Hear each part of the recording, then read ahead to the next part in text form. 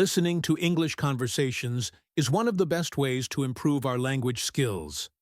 Every time we hear real-life dialogues, we pick up new vocabulary and get a better sense of how the language is used naturally in everyday situations.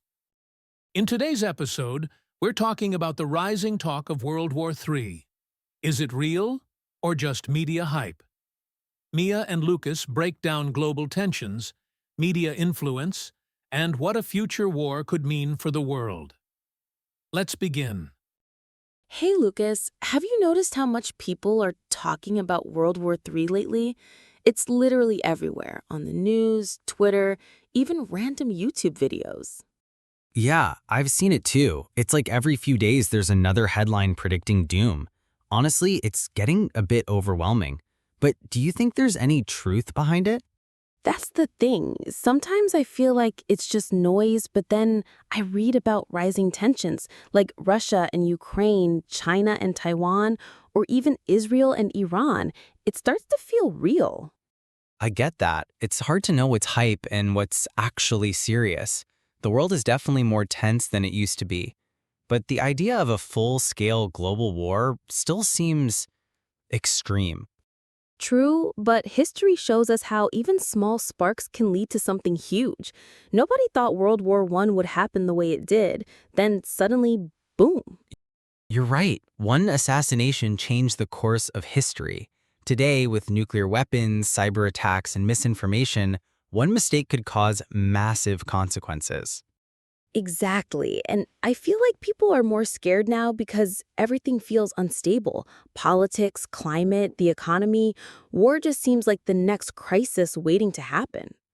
It's sad but understandable. People are anxious and the media doesn't help.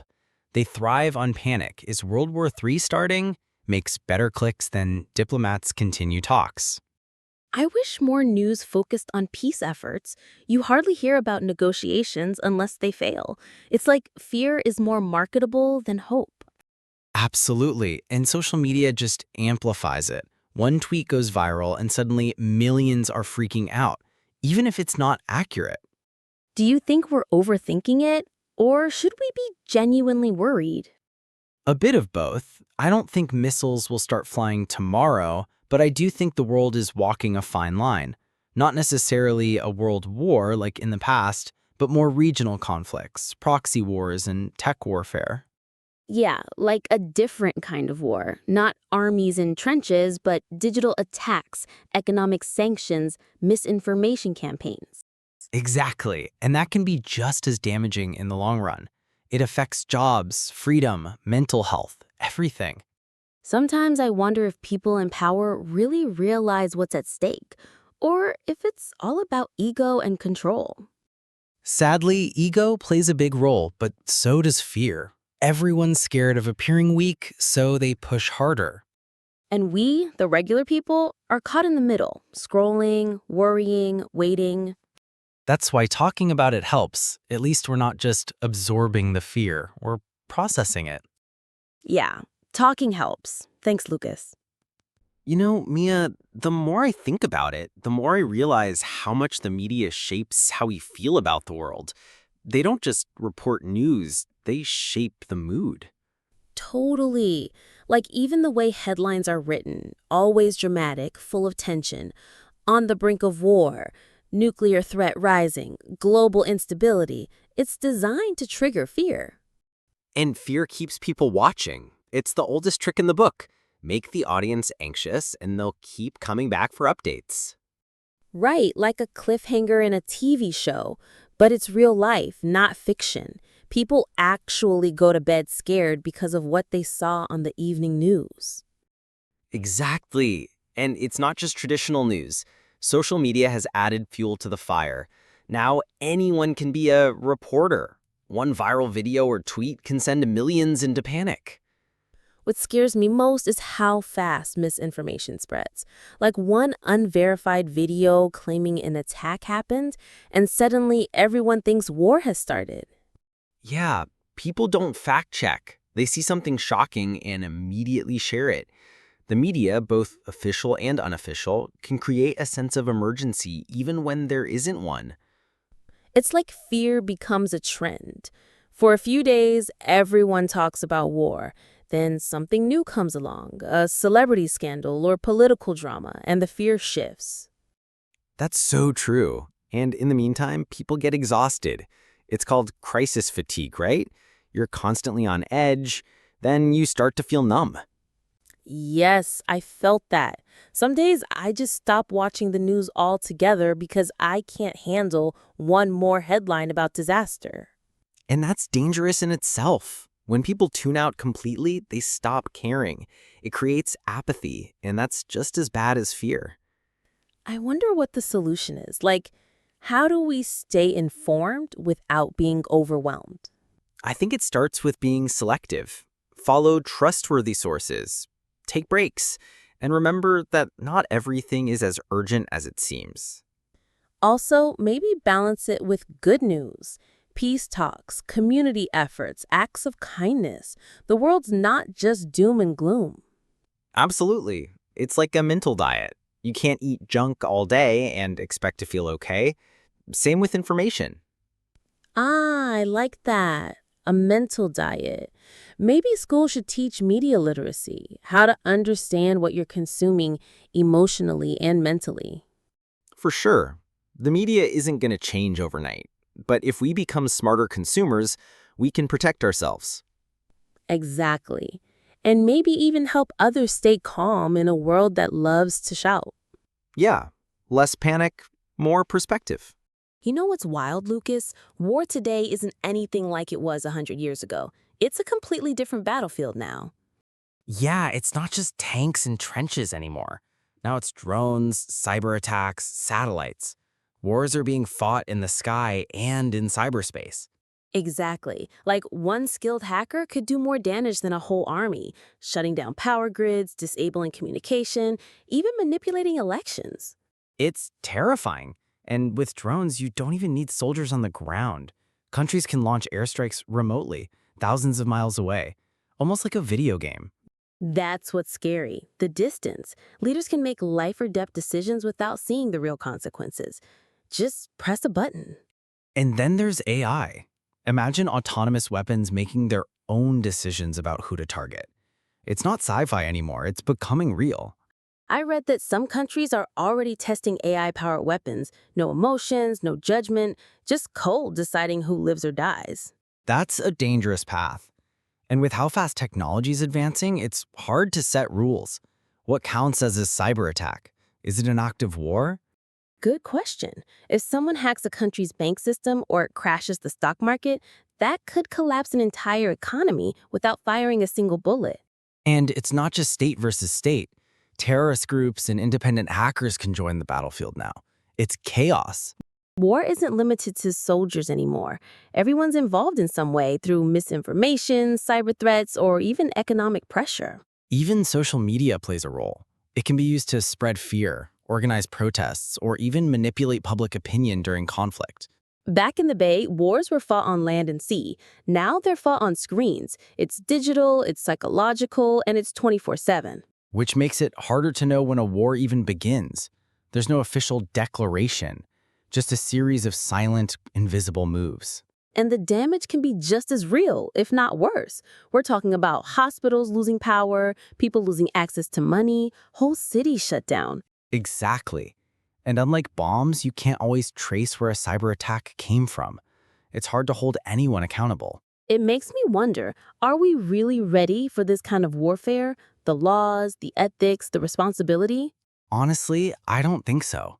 The tech is evolving faster than the rules. And that's what makes the idea of a modern war so scary. Agreed. It's not just about strength anymore. It's about who's smarter, faster, and more connected. In a way, the battlefield is now everywhere and nowhere at the same time. Sometimes I wonder, Lucas, are we really heading toward a world war, or is it all just fear and media hype? That's a big question. I think the fear is real, but sometimes it feels like the news exaggerates it. Everything is breaking news, and it's always dramatic. Exactly. Every time two countries have tension, headlines scream World War III. It creates anxiety, even if the situation isn't that extreme. And people online make it worse. One tweet goes viral and suddenly everyone's talking like war is starting tomorrow. Right, it spreads panic. But when you step back, most countries are still talking and negotiating. No one wants a global war. It's too costly, too dangerous. Yeah, leaders may argue, but full-scale war isn't the same as a border clash or a political disagreement. World wars take more than just two angry presidents. Still, I think people are afraid because the world feels unstable. Economic problems, climate issues, political shifts, it all adds up. True. And when things are uncertain, fear grows. People start to imagine the worst, even if it's not likely. But don't you think it's smart to be prepared? Even if war doesn't happen, understanding the risks helps us stay aware. I agree. Awareness is good, but living in constant fear isn't. That's where media needs to be more responsible. Exactly. We need facts, not fear. It's okay to report on conflict, but don't turn everything into a doomsday prediction. Also, it's not just about governments. Ordinary people shape the future too, through conversations, elections, and what they believe. That's so true. If people stay informed, vote wisely, and promote peace, maybe we can avoid another global disaster. And maybe world leaders should listen more to their citizens, not just military advisors. War should always be the last resort. Definitely. And I think most people deep down want peace. No one wants to see cities destroyed or families torn apart. That gives me hope.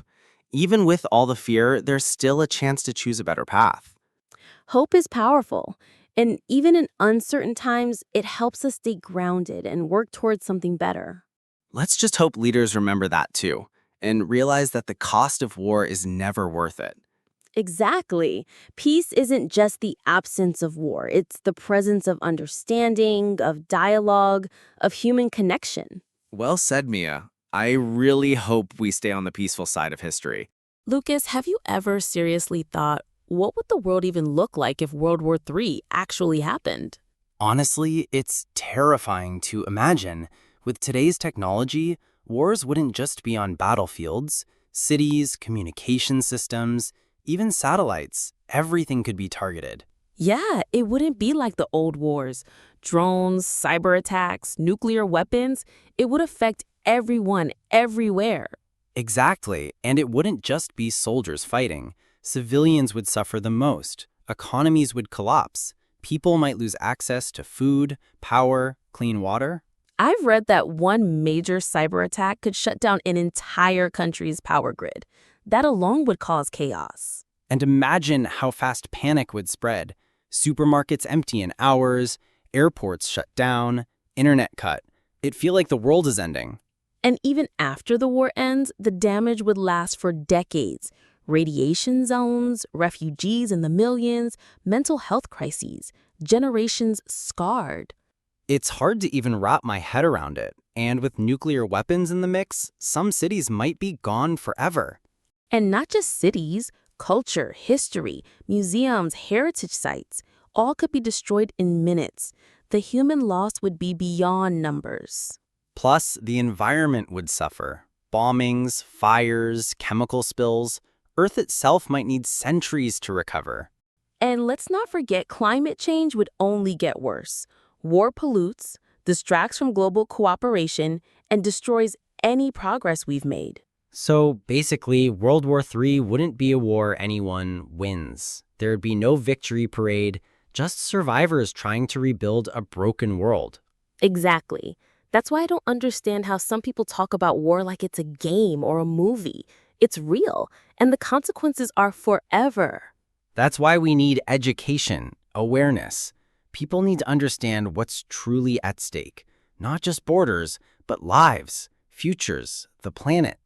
Totally agree. And it's not just up to leaders. We all have a role, speaking up for peace, voting wisely, supporting dialogue over violence. Sometimes I feel powerless, but maybe just having these conversations like we're doing now is a small step forward. It is. Every conversation matters. Change starts with awareness, then grows into action. So instead of asking what if war happens, maybe we should start asking What can we do to prevent it?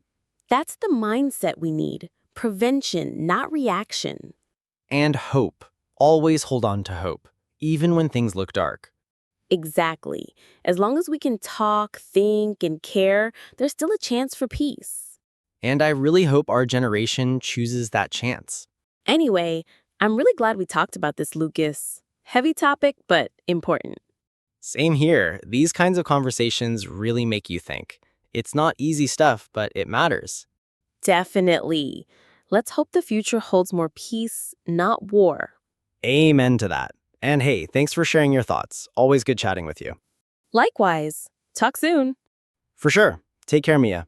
You too, Lucas. Bye. And now, that's the end of this episode. We hope you found it helpful and inspiring. Don't forget to like and subscribe to the channel so you never miss an episode. See you next time.